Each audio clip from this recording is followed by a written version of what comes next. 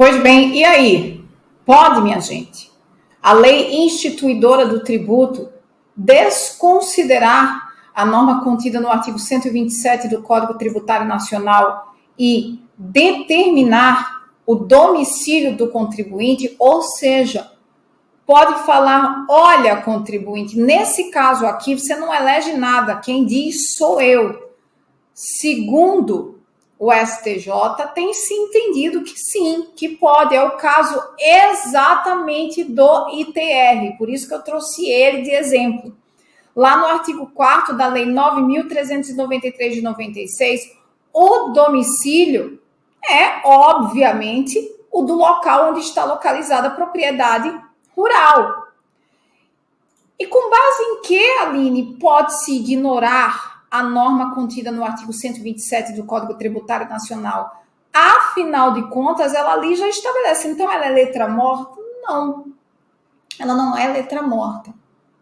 A gente viu que o 146 da Constituição determina a edição de lei complementar para tratar do quê, gente? De normas gerais acerca de direito tributário, sem prejuízo de que normas específicas, em face do interesse da fazenda, sim, aqui se sobrepõe o interesse público arrecadatório para fins de custeio do Estado,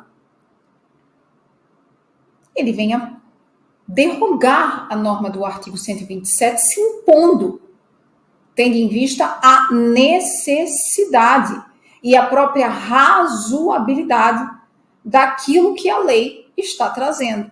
Portanto, segundo o STJ, o que eu tenho no Código Tributário Nacional são normas gerais, inclusive, quando a gente estudar o 160 do crédito tributário, lá inserido no módulo do crédito tributário, não é isso? A gente vai ver que o Código Tributário Nacional, ele traz um prazo de pagamento do tributo, uma vez constituído o crédito tributário, porém, leis específicas instituidoras dos tributos trazem o quê? Algumas trazem a data de vencimento do crédito tributário, afastando a aplicação da norma geral contida no CTN, que vale para quando? Quando nós tivermos situações em que a lei não regule o pagamento, bem como a eleição, o domicílio do sujeito passivo da relação jurídico-tributária. Certo? Pois bem, agora vamos para um tema muito legal, que todo mundo gosta: responsabilidade tributária. Que não tem nada, né? Que a gente, quando pega, vai estudar, meu Deus do céu, o que é isso? De redirecionar a execução fiscal para o responsável tributário. Pois bem, gente, muito simples, muito tranquilo. E aqui vamos nós. Responsabilidade tributária. Começa no artigo...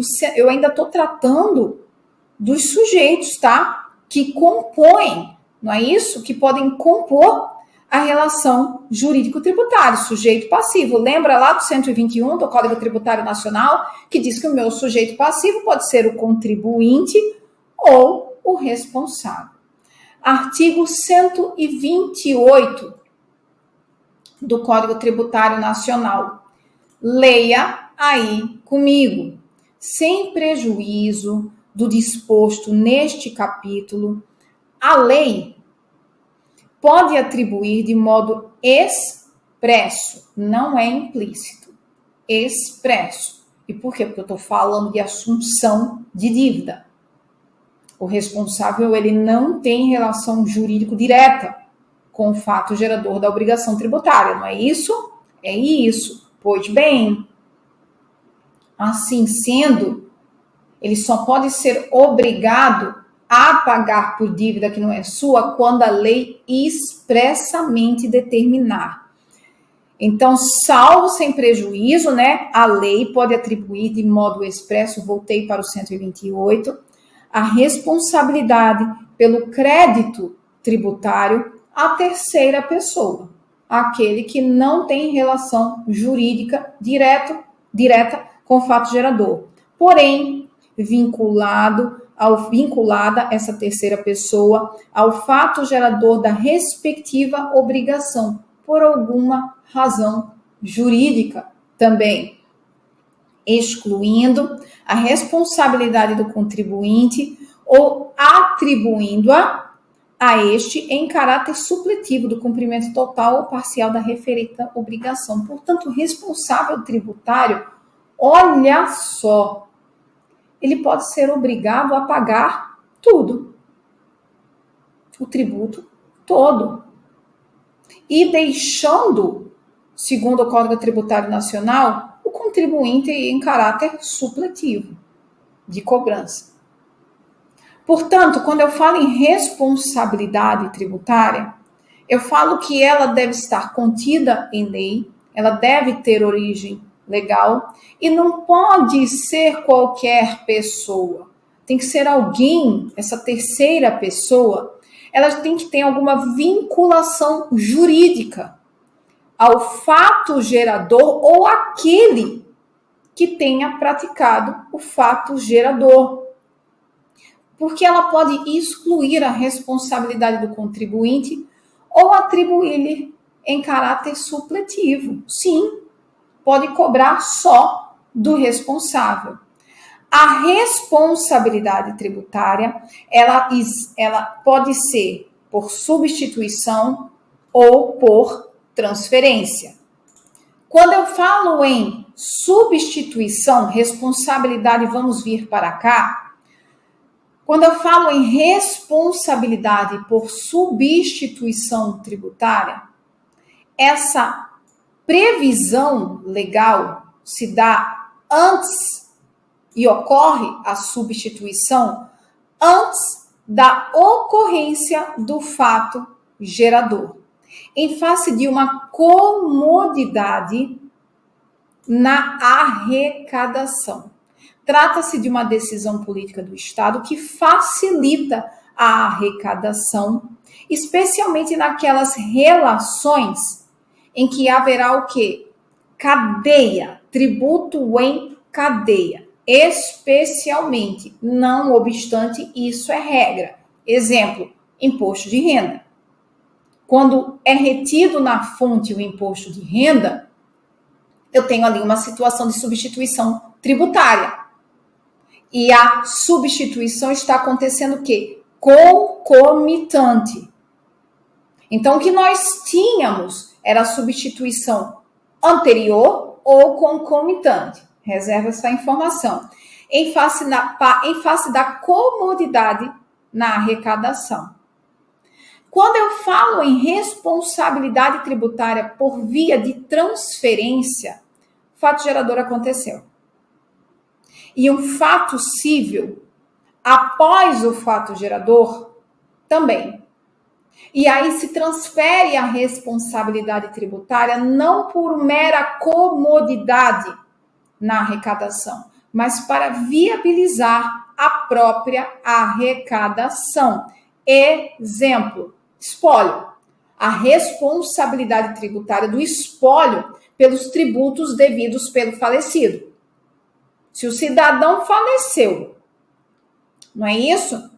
Vai ficar sem receber a fazenda pública? Lógico que não, que Deus o tenha e os tributos aqui na terra que sejam pagos. E observem, eu já tinha o fato gerador acontecido, veio um fato cível, a morte, que é um fato relevante para o direito, um fato jurídico, e para viabilizar a arrecadação do tributo, há a transferência, responsabilidade por transferência voluntária. Artigo 150, parágrafo 7º da Constituição Federal, dá uma olhada aí comigo. Trata da substituição tributária, nos termos do artigo 100, antes do 150, parágrafo 7º, existia uma celeuma. E por quê? No que diz respeito ao ICMS, a substituição tributária, ela poderia ser anterior, né, à ocorrência do fato gerador, posterior à ocorrência, onde havia o quê? o pagamento do tributo por aquele que na cadeia ostentasse melhor situação, ofertasse maior comodidade na arrecadação para a fazenda pública, o concomitante, e o problema era a antecipação de pagamento de tributo, porque existia a substituição tributária que visava o quê?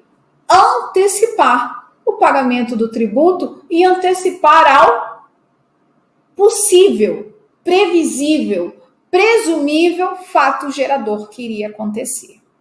Só que isso, então, até então, só estava na Lei Candir. Uma lei determinava que houvesse a antecipação do pagamento do tributo, né? Substituição tributária para frente. Isso chegou a ser questionado. Ora, não aconteceu o fato gerador, eu já estou pagando o tributo por algo que ainda não aconteceu? E o Supremo Tribunal Federal reconheceu a constitucionalidade, porque era presumível dentro daquela relação jurídica, daquela relação de cadeia, que o fato gerador iria acontecer. Mas para acabar, né, com qualquer dúvida, inclusive com o acesso à Corte Suprema, o artigo 150, parágrafo 7º da Constituição, foi inserido pela emenda constitucional 3, olha só, emenda de revisão de 1993, e disse o seguinte, o parágrafo 7º, a lei poderá atribuir a sujeito passivo de obrigação tributária a condição de responsável pelo pagamento de imposto ou contribuição cujo fato gerador deva ocorrer posteriormente, assegurada a imediata e preferencial restituição da quantia paga caso não se realize o fato gerador presumido. Portanto, a antecipação do pagamento, que era uma celeuma jurisprudencial, virou norma constitucional. Portanto, a substituição tributária, ela pode ser para frente, uma substituição progressiva, para trás e concomitante.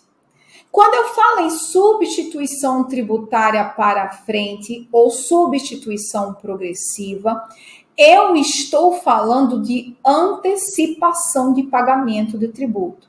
A lei impõe ao substituto a responsabilidade pelo recolhimento de obrigações oriundas de fatos geradores futuros, que ainda não aconteceram, mas que presumivelmente acontecerão. Exemplo, um produtor industrial.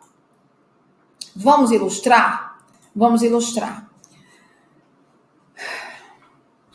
Não é ano de Copa do Mundo, mas daqui a pouco está chegando, né? Ano que vem, né? Salvo engano, ano de Copa do Mundo. Cervejarias já estão aqui a todo vapor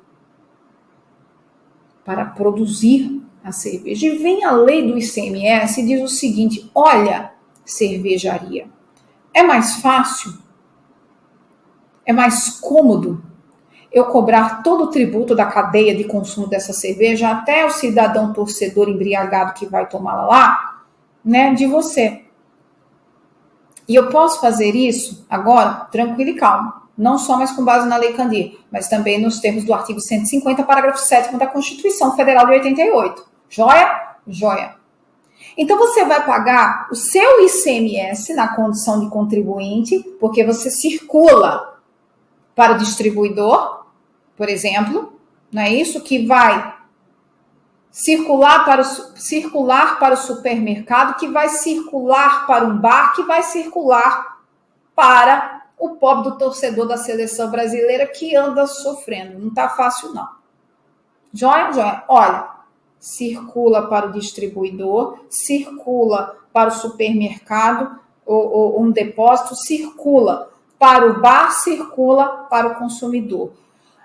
A pessoa jurídica lá do início, a fábrica, a cervejaria, ela recolhe um ICMS a título de contribuinte, porque ela circula e 3, que presumivelmente irão o quê? Acontecer em face da substituição tributária por antecipação progressiva para frente. Por quê? Porque os fatos geradores acontecerão lá na frente. Grava isso. Toda vez que eu falar em substituição tributária para frente ou progressiva, eu estou falando em antecipação de tributo. É isso que acontece. É isso que acontece quando eu falo em substituição. Quem está lá atrás, por comodidade, vai o quê? Pagar o tributo de todo mundo. Pode acontecer também, e observem, o que fundamenta a substituição tributária é a comodidade na arrecadação, bem como na fiscalização. Mas pode acontecer também, antes de nós voltarmos para esse slide, a substituição tributária para trás, regressiva, onde o quê? Os fatos geradores já ocorreram. Os fatos geradores já ocorreram. E o que acontece? E a fazenda, dentro daquela cadeia de consumo, vai verificar quem ostenta melhor condição de ofertar comodidade para ser o quê? Para lhe arrecadar o tributo, bem como ser fiscalizado. Perdão. E aqui eu vou dar um exemplo diferente, para ficar bem claro para vocês. Sabe a cebola que você compra no supermercado?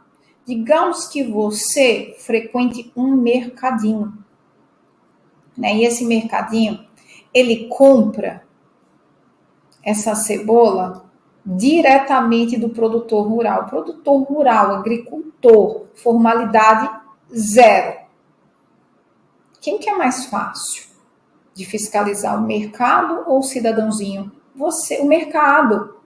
Só que observa, quando o produtor rural circula, o agricultor circula essa cebola para o mercadinho, fato gerador. Quando o supermercado, o mercadinho circula para você, fato gerador. Só que quem vai pagar em substituição tributária o do agricultor é o mercadinho. É o mercadinho. E quem vai pagar a do mercadinho em face da circulação para o senhor botar a cebola na sua comida, é ele mesmo, mas na condição de contribuinte. Então, tenham atenção, quando eu falo em substituição tributária, em todas as situações, e quase todas, eu tenho um recolhimento do substituto na condição de contribuinte e os demais na condição de substituto tributário. Lembra lá do exemplo da cerveja? Digamos que precise de cevada.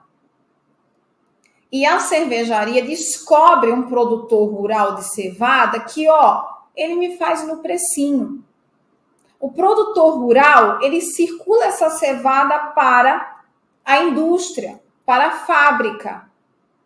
E depois a fábrica vai circular essa cerveja dentro daquela cadeia que a gente já falou quando falou da substituição lá para frente. Essa cervejaria, essa fábrica, quando ela for fiscalizada e tiver que pagar todos os tributos, ela nessa situação, eu colocando na cadeia de consumo o produtor da cevada, ela vai pagar tributo em substituição tributária para frente e para trás. Por quê? Porque ela vai recolher antecipadamente para frente por toda a cadeia de circulação da cerveja, mas vai buscar também pagar diferidamente, ou seja, fora, pós-fato gerador, a cevada, que foi o quê? Circulada para ela. É disso que se trata, gente, substituição tributária. Responsabilidade por substituição, substituto. O substituto ele nada mais é do que uma pessoa eleita pela lei para recolher o tributo em face da comunidade, na arrecadação para a fazenda pública. Seguindo aqui, a minha substituição tributária também pode ser concomitante. Exemplo clássico, imposto de renda.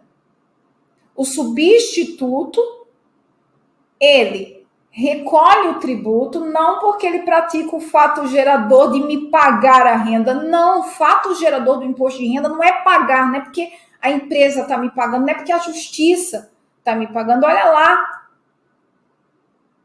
a justiça é substituta tributária. Quando paga meu subsídio e retém imposto de renda lá na fonte, ela é o quê? Substituta tributária. E aqui eu tenho uma situação de substituta tributária que substituição tributária que é concomitante. Ao tempo que ela me paga, eu aufiro renda, eu tenho disponibilidade jurídica do recurso que é tributável pelo imposto de renda e ali ela já faz a retenção. Pois bem, terminamos substituição tributária? Não, porque aqui a gente tem uma pequena celeuma. Olha lá o que diz o artigo 150, parágrafo 7º da Constituição Federal, quando trata da substituição tributária para frente. Perdão. Parágrafo 7º. A lei poderá atribuir a sujeito passivo de obrigação tributária a condição de responsável pelo pagamento de imposto ou contribuição cujo fato gerador deve ocorrer posteriormente. Assegurada, porque deve, ele ainda não aconteceu. Porém, assegurada a imediata e preferencial restituição da quantia paga, caso não se realize o fato gerador presumido. Lembra lá do meu exemplo da Copa do Mundo? Cervejaria fazendo, agora vai, né? Acreditando, a gente acredita, né, gente? Toda Copa do Mundo é aquele oba-oba e o povo fica aí com essa história que lá vem o Hexa, e a gente cai de trouxa na história. Mas enfim, não vamos falar de futebol não, porque se a gente for falar de futebol, a gente chora se for falar de seleção, não se for falar de Corinthians, obviamente, né? Aqui é orgulho, alegria, né? Vai Corinthians, mas vamos lá. Digamos que a cervejaria se preparou, né, para o Hexa, vendeu um monte de cerveja e, com fé em Deus, se voar o Brasil, voa nas quartas de final, em que pese a gente acreditar que vai chegar na final e o Hexa vem. E o que acontece? Diminui-se o consumo da cerveja, não é isso que acontece? Para de beber, acabou, né? Não tem mais aquele expediente reduzido por conta do jogo da seleção, né? Enfim, tristeza, só tristeza, ninguém vai beber mais. E, obviamente, alguns fatos geradores presumidos não acontecem. Não acontece. Aqui tá tudo bem. Aqui tá tudo bem. Por quê? Porque se o fato gerador não acontecer, tá tudo bem. A restituição antecipada a título de tributo em substituição tributária, não é isso? Deve ser devolvido, tá? Não tem problema nenhum. No caso de não ocorrer o fato gerador, ADI 1851, 2675, 277, recurso extraordinário 593.849, tema de repercussão geral 201, tá? Mas a questão aqui é um pouco mais complexa, porque a Constituição Federal, ela traz a solução para os casos em que o fato gerador presumido não acontece. Ele não aconteceu, e se não aconteceu, tem que devolver. E se ele acontece menor do que o presumido? Sigamos trabalhando com o nosso exemplo. Olha, para desovar a cerveja, já que o Brasil já voou da Copa do Mundo, para desovar, né, a cerveja, que o BAR faz? Promoção. Foi levado em consideração que a base de cálculo seria X para o recolhimento do tributo lá pelo substituto tributário. O fato gerador acontece, mas tem que fazer uma promoção para desovar essa cerveja. E a base de cálculo X agora não corresponde à base de cálculo, porque lá no final estão dando o quê? Um desconto. Então, minha base de cálculo que era X vira X/2 pela metade. E aí, houve um recolhimento que a maior. O Supremo Tribunal Federal, nessa ADI 1851, a princípio ele disse o seguinte: olha, existem nessas duas ADIs aqui, 1851, 2675. O Supremo asseverou o seguinte: olha, quando o regime de substituição tributária ele é obrigatório, o contribuinte ele não tem escolha, ele tem o direito a receber a diferença. Ele tem direito a receber a diferença. Porém, quando o regime de substituição tributária, isso foi uma primeira posição do Supremo Tribunal Federal. Porém, quando o regime de substituição tributária é uma opção para facilitar também para o contribuinte, não é isso? Por quê? Porque aqueles que são substituídos também ficam aqui, ó, tranquilaços, porque sabem que o substituto, a obrigação, recai sobre o substituto tributário de fazer o recolhimento. Isso, inclusive, é argumento de defesa, quando cobrado.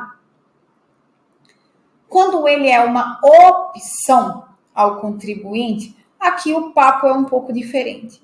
Porque se a fazenda pública oferta como opção e diz, olha, se a base de cálculo for a maior, eu não te cobro mais, mas se for a menor, eu não te cobro. Mas se for menor, você também não vai poder receber a diferença, e o contribuinte aceita essa situação, não há o que se fazer no que diz respeito. Essa é uma questão muito nebulosa, gente, tá? Porque aí veio o recurso extraordinário 593.849, tema de repercussão 201. E segundo o Supremo Tribunal Federal, é devido à restituição da diferença do imposto sobre circulação de mercadorias e serviços, ICMS, pago a mais no regime de substituição tributária para frente, se a base de cálculo efetiva da operação for inferior à presumida. O que é que eu aconselho? Vejam, o Supremo Tribunal Federal aqui já veio com um papo de que, olha, não importa o regime, se ele é obrigatório ou se ele é opcional ao contribuinte. Uma vez que a base de cálculo efetiva ela é inferior à presumida, tem que devolver o tributo, nem que seja por meio de crédito tributário, gerando crédito tributário. Mas, vez ou outra, a gente vê prevalecendo esse entendimento do regime opcional e do regime obrigatório. Então, o que eu aconselho a vocês nessas situações? Estar atento ao que é cobrado. Porque no que diz respeito ao regime anterior ao artigo 150, parágrafo 7º, o Supremo Tribunal Federal, ele já deixou bem claro que, olha, mesmo antes do 150, parágrafo 7º, já podia sim, tá? Já podia fazer o recolhimento antecipado e nada era devido, se houvesse uma base de cálculo diferente. Depois o Supremo veio com essa diferenciação, regime obrigatório e regime opcional. No regime obrigatório, sim, tem que devolver ao contribuinte, porque ele não tem escolha, ele não tem opção de regime. No regime opcional, ele já sabe as regras do jogo, ele optou pelo jogo, portanto, se a base de cálculo for maior, a fazenda não cobra, se for menor, também o contribuinte não é restituído. Mas agora veio o tema 201. Então, em provas de concursos públicos, o que eu aconselho é estejam atentos ao que está sendo cobrado. Qual o entendimento diante do caso concreto que está sendo cobrado. Em uma prova objetiva, isso não vai ser cobrado. Mas em uma prova de procurador da Fazenda, você vai colocar o quê, meu filho? Que tem que devolver o dinheiro do cidadãozinho? Não. Uma vez que a questão está nebulosa, você vai suscitar o precedente do Supremo Tribunal Federal, que diferencia o regime obrigatório do regime opcional. Magistratura, aí eu já aconselho, obviamente, utilizar o tema de repercussão geral 201, tá?